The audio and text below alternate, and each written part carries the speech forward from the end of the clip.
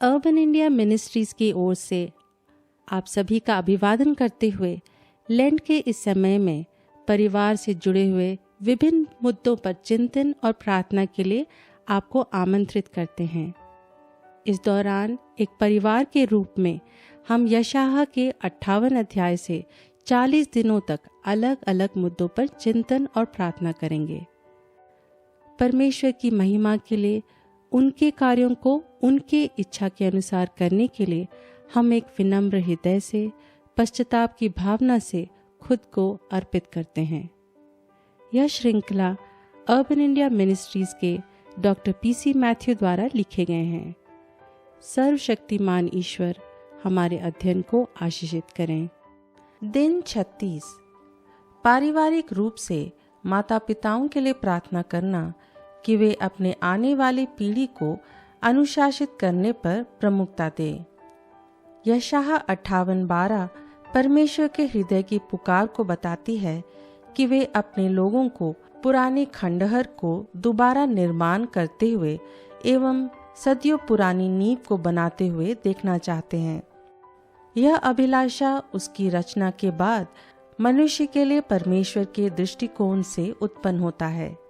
परमेश्वर अपने स्वरूप को प्रतिबिंबित करने के लिए मानव को सबसे पहली आज्ञा फलने फूलने, वृद्धि करने और पूरी पृथ्वी को भर देने की देता है। यह मूल आज्ञा बर्बाद हो रही है क्योंकि हम अपने विश्वास को आने वाली पीढ़ी के हाथों में सौंपने को लेकर लापरवाही बरत रहे हैं। इसकी शुरुआत हम प्रथम परिवार आदम और हवा में देखते हैं, जिनको शत्रु ने बहकाकर पापी पीढ़ी का आगमन किया था। फिर आगे चलकर उसी परिवार में पहली हत्या भी हुई थी। इसके बाद पीढ़ियों में वृद्धि हुई, पर लोग परमेश्वर और उनके मकसद को प्रतिबिंबित करने में असफल रहे।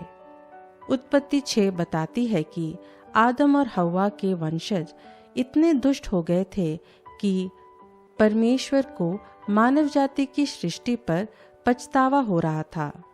उन्होंने पूरी दुनिया का विनाश करने का निर्णय लिया, सिवाय नूह के परिवार का, क्योंकि वे परमेश्वर की आज्ञा का पालन करते हुए पूर्ण विश्वास के साथ जीवन जी रहे थे। दुर्भाग्य से मानवता पाप के रास्ते पर चलती रही। एक बार फिर परमेश्वर ने अपने सेवक अब्राहम को चुना ताकि उसके आत्मिक वंशज द्वारा इस दुनिया को आशीष प्रदान कर सके। उत्पत्ति 18:18 में परमेश्वर ने अब्राहम को निर्देश दिया कि वह अपने घर परिवार एवं बच्चों को सत्य और न्याय के रास्ते में चलाने के लिए मार्गदर्शन करे। इसे यह पता चलता है कि इस धरती को ईश्वर के भय वालों से भरने की मौलिक जिम्मेदारी माता और पिता को दी गई है। व्यवस्था विवरण 6 के 5वें और 6ठे पद में परमेश्वर ने मूसा को निर्देश दिया कि वह इज़राइल की जनता को आज्ञा दे कि साभिप्राय से वे अपने विश्वास को अपने बच्चों को सौंपे। ये पूरे दिनचर्या में सुबह उठने से लेकर रात में सोने तक अपने बच्चों में परमेश्वर की वचन की मजबूत नींव डालेगी। इस रूपरेखा द्वारा माता पिता परमेश्वर के राज्य की स्थापना में भागीदारी लेंगे, जहां धार्मिकता और न्याय हो। यही पुकार को हम मत्ती 28:18 में यीशु की महान आयोग में गूंजते हुए सुनते हैं। इस आयोग के अंतर्गत सभी देशों में परमेश्वर के अनुयायी बनाना और पूरे धरती को ईश्वर के लोगों से भर देना है। बहुत दुख की बात है कि कई विश्वासी इस अलौकिक जिम्मेदारी को नजरअंदाज कर रहे हैं और ये काम कलीसिया एवं संडे स्कूल को दे रहे हैं। माता पिता इस जिम्मेदारी को लापरवाही से नहीं ले सकते हैं। उन्हें अपने बच्चों को प्रभु की प्रेम की ओर बढ़ावा देने की जरूरत है।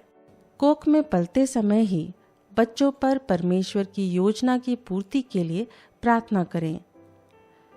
कलीसिया में सभी गर्भवती महिलाएं अपने मां बनने के अवसर को परमेश्वर की योजना की पूर्ति करने का सौभाग्य समझें। विश्वास को आगे पीढ़ियों में न बढ़ा पाने की असफलता कई ईसाई घरों की नींव को कमजोर कर दी है। इसका दोबारा निर्माण करना आज की कलीसिया की बुलाहट है, जिसमें माता पिताओं को सक्षम करना जरूरी है। इस तरह हर परिवार, हर घर एक मिशन और सुसमाचार का केंद्र बन जाएगा और यीशु की ज्योति को राष्ट्रों तक फैला जाएगा।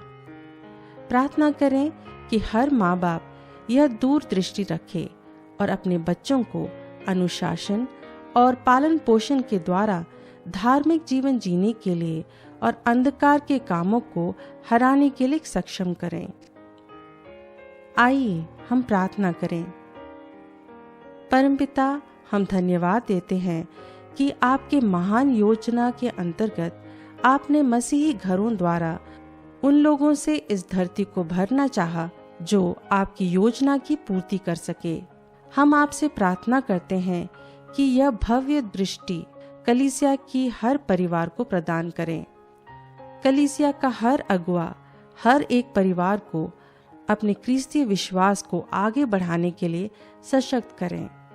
हमारे घरों को आपकी योजना और आपकी महिमा के लिए इस्तेमाल करें, ताकि यीशु की ज्योति हमारे पड़ोस, हमारे समाज और राष्ट्रों में फैल सके।